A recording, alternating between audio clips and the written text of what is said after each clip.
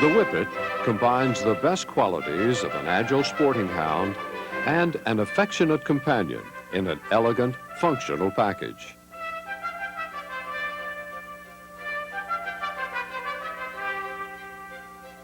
The Whippet was developed by the coal miners of 18th century England from small English greyhounds and possibly Italian greyhounds crossed with various types of terriers.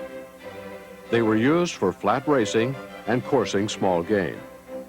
The breed was soon imported to America and was admitted to AKC registration in 1888.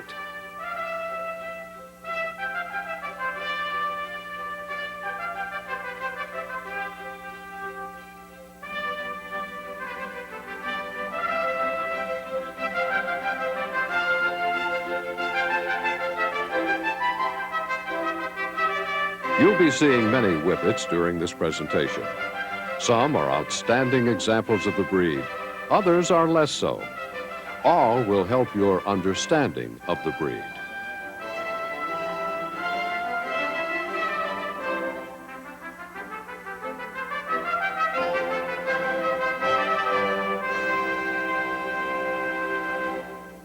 In general appearance, the Whippet is a medium-sized sighthound, giving an overall impression of elegance and fitness, denoting great speed, power, and balance without coarseness. Remember that the Whippet is built for speed and work. No one part should be exaggerated. The Whippet should convey an impression of beautifully balanced muscular power and strength, combined with great elegance and grace of outline.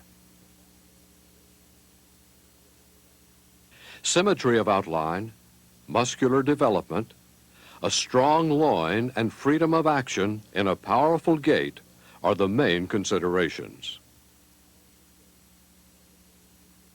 He is a true sporting hound that covers a maximum distance with a minimum of lost motion.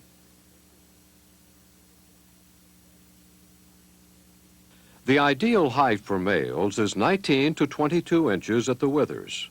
For females, 18 to 21 inches. Specimens standing more than 1/2 inch above or below these limits are to be disqualified. In both sexes, the length of body from forechest to buttock should equal or slightly exceed the height at the withers. There should be moderate bone throughout. Let's begin our detailed examination of the Whippet with the head. The skull is long and lean, but fairly wide between the ears. There is a scarcely perceptible stop.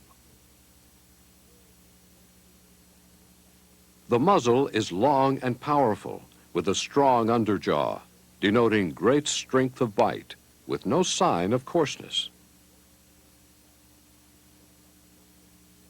This dog's muzzle is incorrect. It is short and appears weak, lacking underjaw, which should be strictly penalized.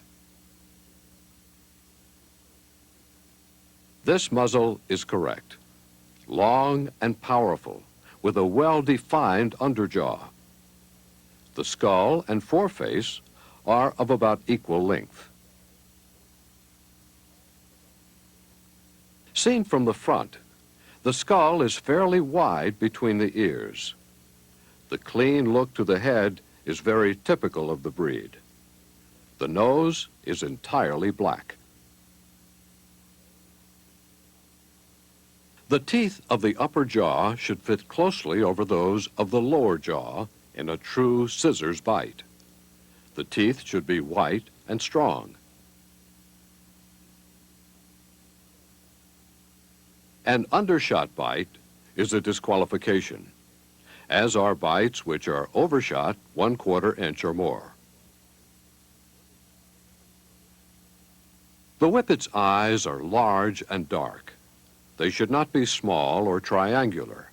Fully pigmented eye rims are desirable. Both eyes must be of the same color. Yellow or light eyes should be strictly penalized. while blue or wall eyes disqualify.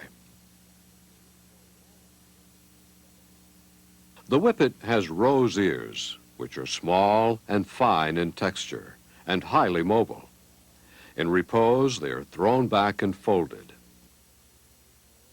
But even at attention, the fold should be maintained. Erect ears are to be severely penalized. These ears are too large and low set, and the fold is not well maintained. Correct ear carriage, eye shape, and overall head proportions will produce the gentle, intelligent, alert expression typical of the breed. Now let's consider the Whippet's neck and body. The neck is long, clean, and muscular. It is well arched, with no sign of throatiness, and widens gracefully into the shoulders. A U-neck with its concave shape is incorrect and should be penalized, as should a thin neck lacking proper muscle or a short, thick neck. This correct neck is well arched, long, clean, and muscular. It blends gracefully into the shoulders, which are characterized by long, well laid back shoulder blades. The muscling of the shoulders is flat. There should be moderate space between the blades at the withers. The upper arm should be the same length as the shoulder blade and is placed such that the elbow falls directly under the withers.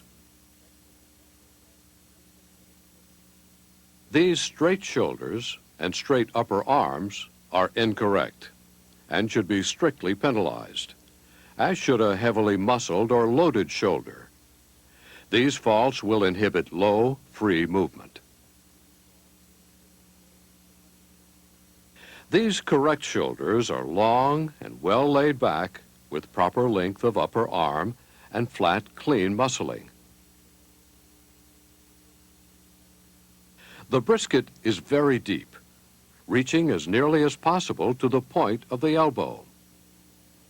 The forelegs are straight and give the appearance of strength and substance of bone. The pasterns are strong, slightly bent, and flexible. Weak or upright pasterns should be strictly penalized. The forefeet are well formed, with hard, thick pads. They are more hare-foot shaped than cat-foot shaped, although both are acceptable. The toes should be long, close, and well arched, with the nails naturally short or of moderate length. Dew claws may be removed. From the front, good depth of chest should be evident. The brisket should reach as nearly as possible to the elbow.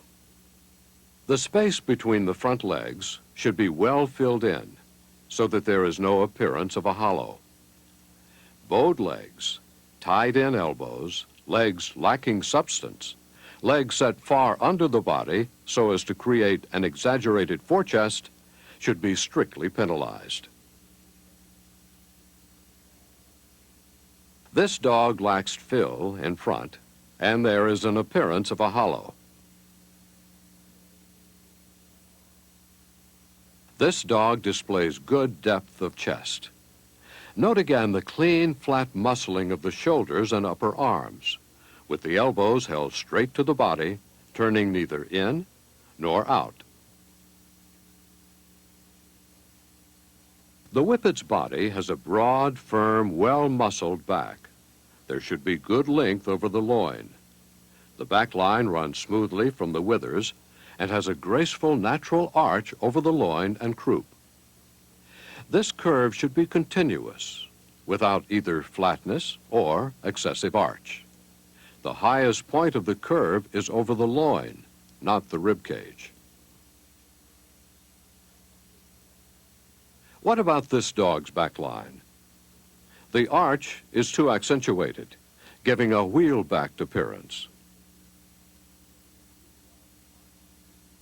While the arch should be continuous, it should appear natural and graceful, never exaggerated. This top line, which drops off too steeply over the loin and croup, is also incorrect.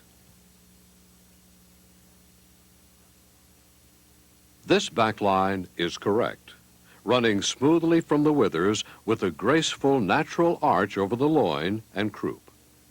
The brisket is very deep, reaching as nearly as possible to the elbow, and there is a definite tuck-up of the underline. Note the long and well-sprung rib cage, extending well back, allowing plenty of room for heart and lung function without causing the dog to appear barrel-chested.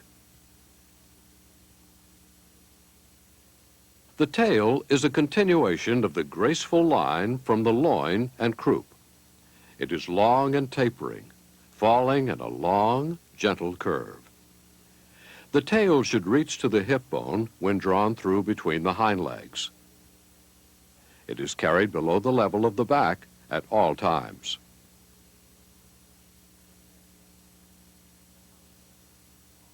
The hindquarters are long and powerful, with broad, muscular thighs and second thighs, and well-bent broad stifles. The muscling should be long and flat, and carried well down toward the hocks. The hocks are short, well let down, and perpendicular to the ground when the dog is standing. These hindquarters are over-angulated. The hips are low in relationship to the withers. The loin is too short, and the croup is steep. From the rear, the powerful muscling should be evident, along with the good breadth of upper and lower thighs. The hocks should be parallel, turning neither in nor out. Sickle hocks or cow hocks should be strictly penalized. Rear feet, like the front feet, are well formed with hard, thick pads.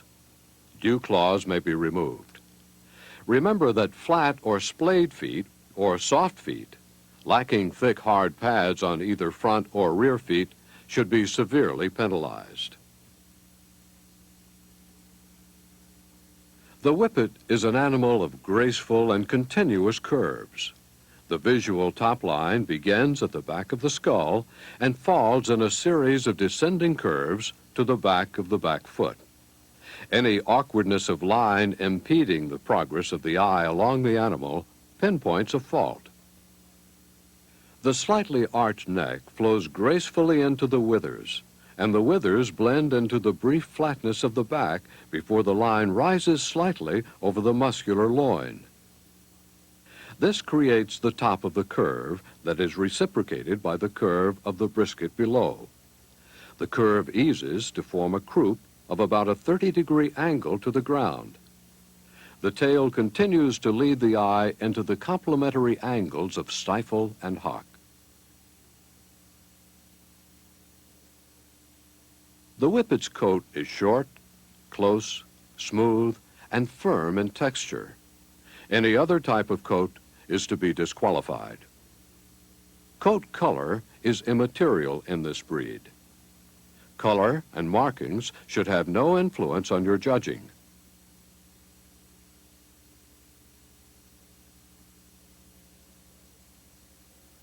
Bear in mind that old scars and injuries resulting from work or mishaps should not prejudice your evaluation unless they interfere with movement or ability to perform.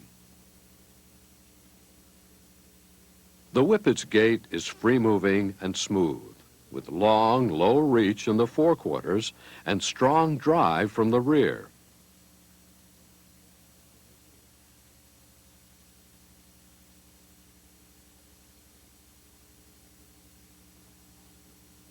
The correct arch over the loin should be seen when the dog is both standing and moving.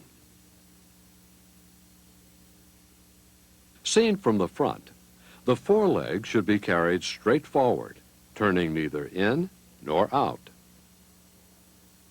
They should not cross or interfere with each other.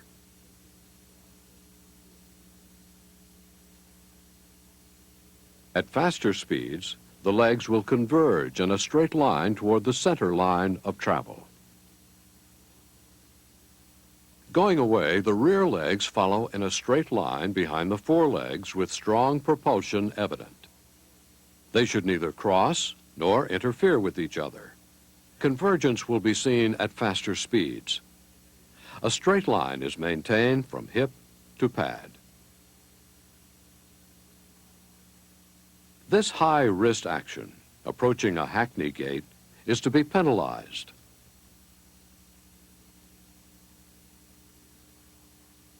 Here, the top line shows excessive arch. The movement is not smooth or efficient.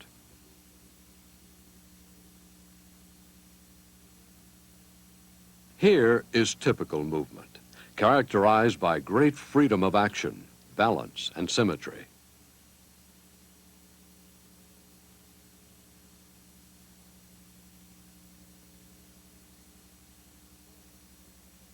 The forelegs reach forward close to the ground, and the hind legs drive strongly.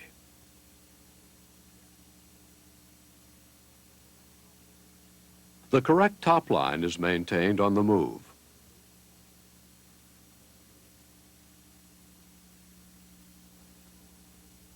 A maximum amount of ground is covered with a minimum number of steps.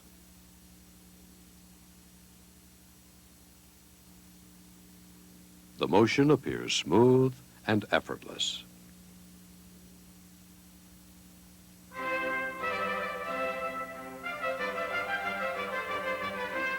Finally, a word about temperament. The Whippet is amiable and gentle. In pursuit of a lure or game, he is capable of great intensity. It is these hunting and chasing qualities, quiet elegance, keenness, speed, and agility that make the Whippet such a willing worker and valued companion.